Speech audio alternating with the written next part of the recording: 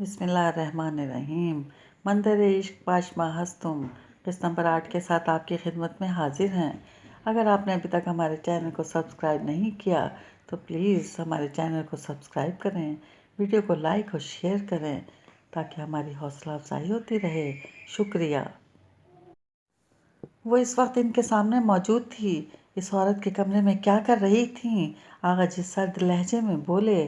سمرن غنودگی کے باوجود ہمت سے کھڑی رہی اور اس نے سر اٹھایا تو آغا جان کو دیکھا جو راکنگ چیئر پر جھول رہے تھے۔ چہرے پہ دنیا جہان کی کرختگی شامل تھی۔ وہ اس کے زخمی چہرے کی بھی پرواہ نہیں کر رہے تھے جہاں سر پر چوٹ کے ساتھ ہونٹ اور گالوں کے گرد نیل پڑ رہے تھے۔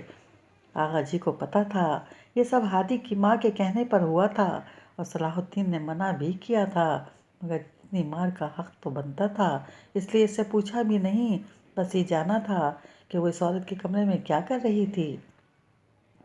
مجھے مارا تھا انہوں نے تو آنٹی نے میری مرہم پٹی کی ہے۔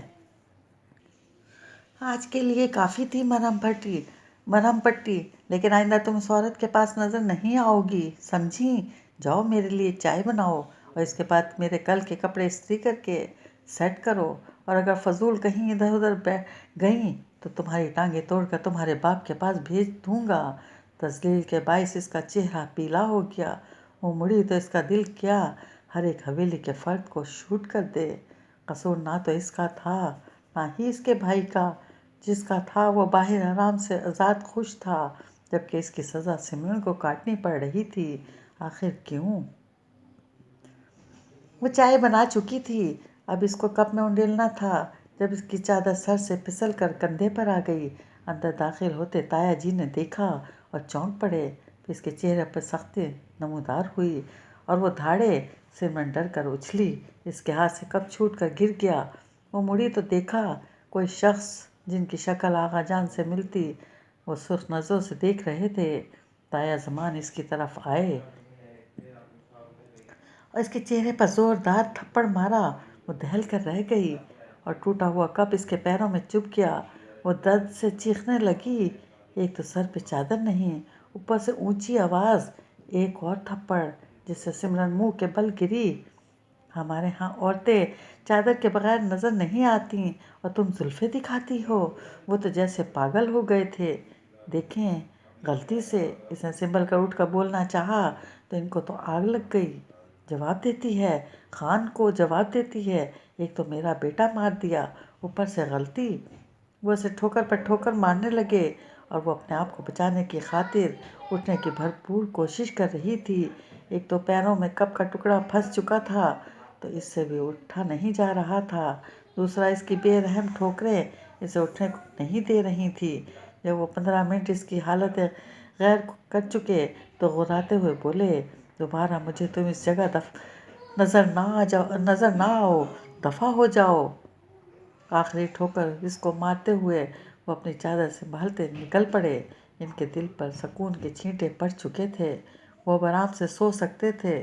اف، اتنی ذلت، اتنی مار، وہ مر کیوں نہیں گئی ان کی بے رحم ٹھوکروں اور مار سے؟ وہ کیا پتھر کی بن چکی ہے؟ شاید اس لیے کیونکہ آگے مزید ذلت کا سامنا ہونا تھا یا پھر ساری زندگی بھر ہونا تھا۔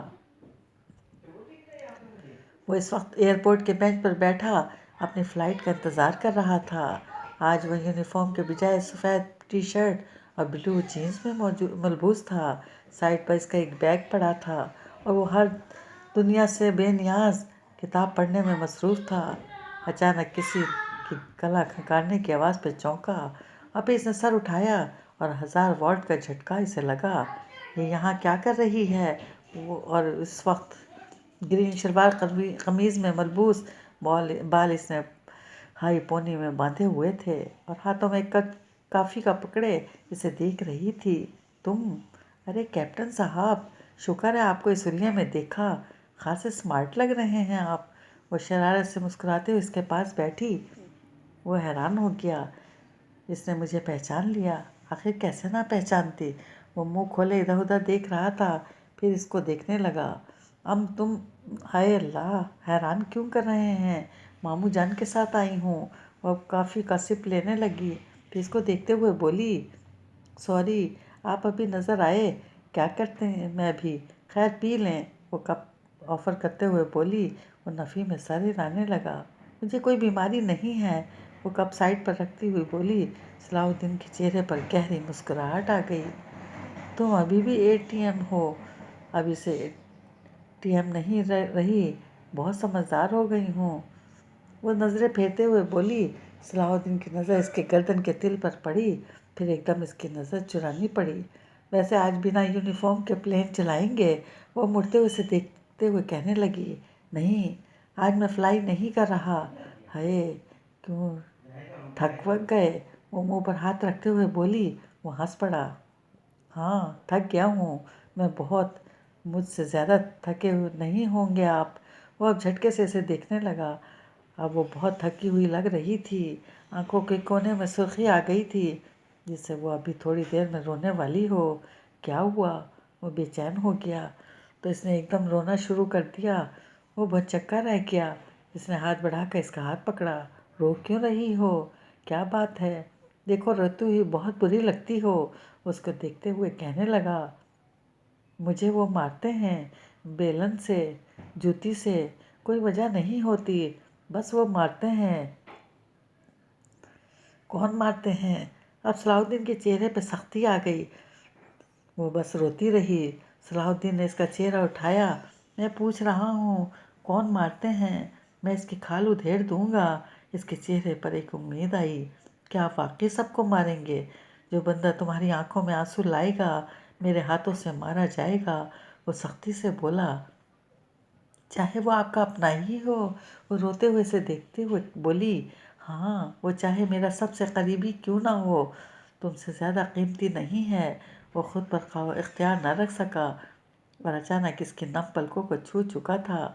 وہ ہوش میں آیا۔ اس نے ارد گرد دیکھا۔ کیا وہ خواب دیکھ رہا تھا؟ کیا وہ خواب میں اس کے پاس آئی تھی؟ وہ مزید کچھ سوچتا کہ فلائٹ کی اناؤنسمنٹ ہو گئی۔ وہ اپنی کتابیں سنبھالتا بیگ کو اٹھانے لگا۔ جب ساتھ والے بینچ کی طرف وہ نظر آئی، اف، یہ غلط ہے۔ وہ اس کے سر پہ کچھ ضرورت سے زیادہ سوار ہوتی جا رہی تھی۔ اپنے سر کو جھٹکتا ہوا وہ اپنی منزل کی طرف روانہ ہونے والا تھا جہاں وہ تھی۔ آغا جی کو چائے ٹائم پر نہ ملی تو تھپڑ تو نہیں ملا، لیکن سزا مل گئی۔ اتنی بے عزتی کے بعد اسے ان کے کل کے بجائے اگلے ہفتے تک کے کپڑے استری کرنے تھے۔ اس کے بعد وہ باہر لان میں کھڑی رہے گی، چاہے سردی ہو یا بارش۔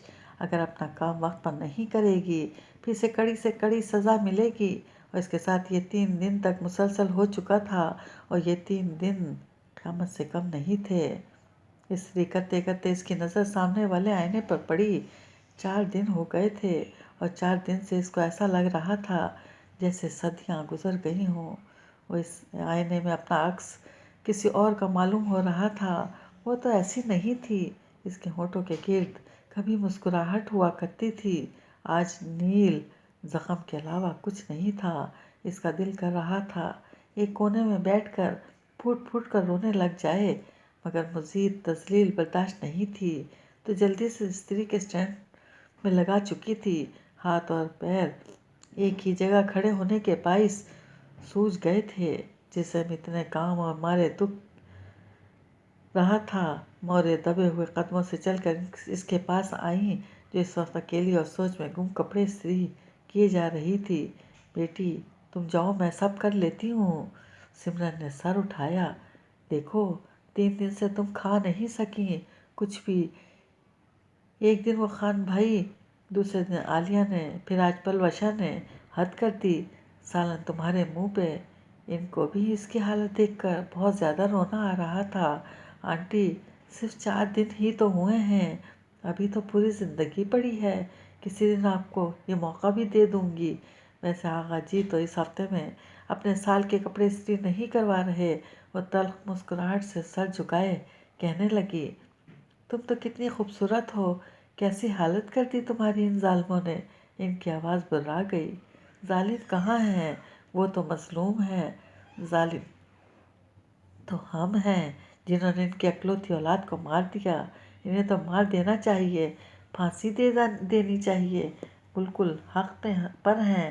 وہ وہ صفاقی سے کہتے قمیص کو ہینگر میں لگا رہی تھی اور خاموشی سے اسے دیکھنے لگی۔ اتنی مار، وہ بھی 3 دن مسلسل، اس کو تلخ بنا رہا تھا۔ اللہ تمہارے ساتھ آسانیاں پیدا کریں، وہ اس کے سر پر ہاتھ پھیرتے ہوئے بولیں۔ ان کا لہجہ بھیگا ہوا تھا۔ سمرن نے کوئی رد عمل نہیں دیا، وہ اپنے کام میں مصروف رہی۔ تو نے مجھ سے جب ملنا ہی تھا تو برسات میں ہی کیوں ملنا تھا؟ آج اس کی سزا مختلف تھی، اس کو لیٹنے کی اجازت تھی، پر لان میں، وہ بھی بنا کمبل اور بنا ہی بستر کے لیٹ سکتی تھی۔ اسی وقت بارش بھی شروع ہو چکی تھی۔ اس نے کچھ کہنا چاہا تھا، پھر خود ہی چپ ہو گئی۔ مار کھا کے ہی لیٹنا تھا، اس سے اچھا تھا بنا ہی مار کے لیٹ جائے۔ وہ لان میں آ گئی، لیٹنے کے بجائے ایک پلر کے قریب چھوٹی سی سیڑھیوں پر جا کر وہ بیٹھ گئی۔ وہاں اوپر چھت تھی جہاں وہ گیلی نہیں ہو سکتی تھی۔ حویلی کے اس کونے میں اندھیرا تھا۔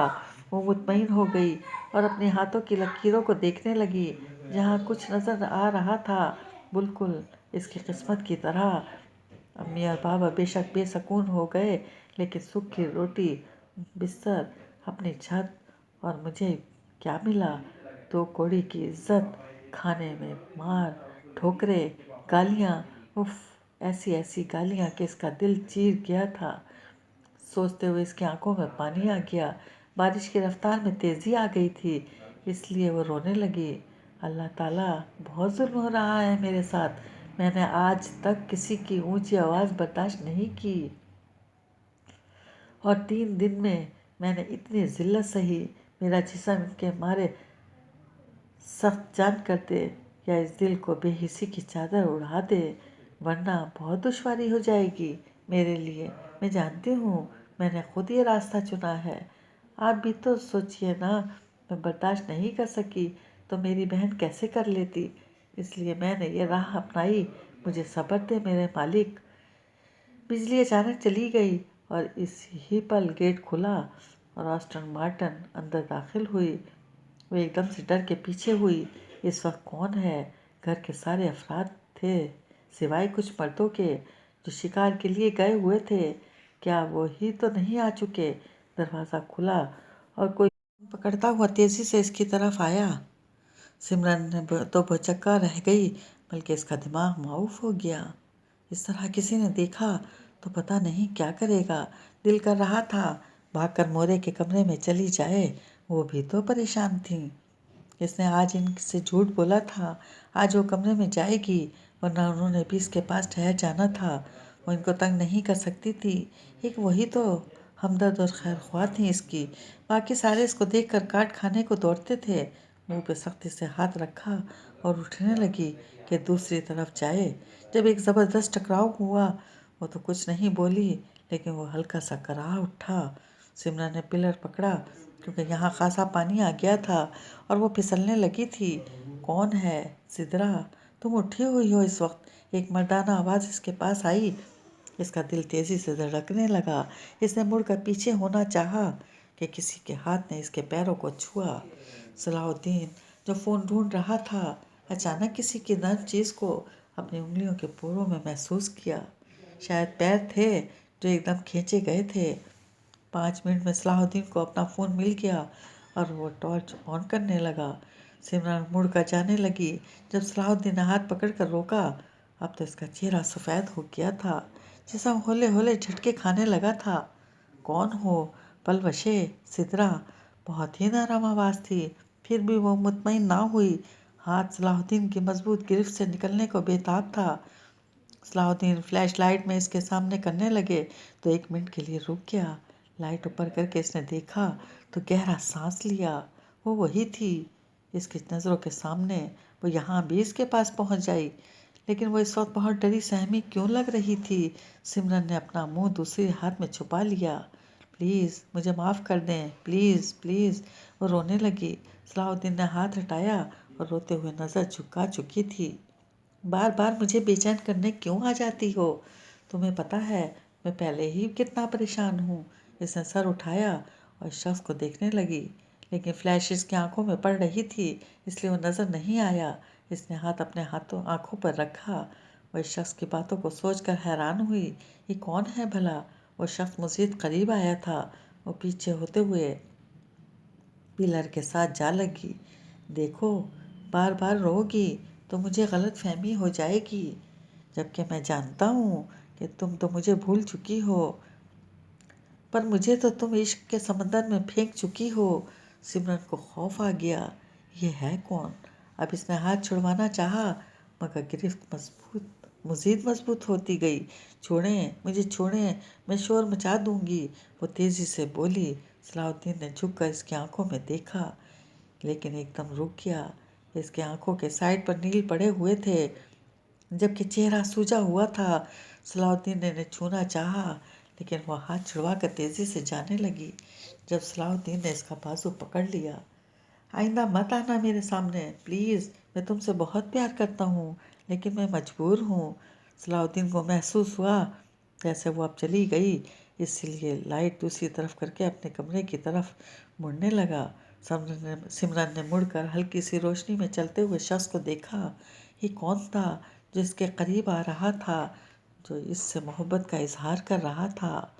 اسے اپنے بازو اور ہاتھوں میں وہی لمس محسوس ہو رہا تھا۔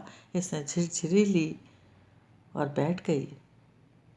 سردی اسے بے حد لگ رہی تھی، لیکن کیا کرتی، یہ تو ساری زندگی کا رونا تھا۔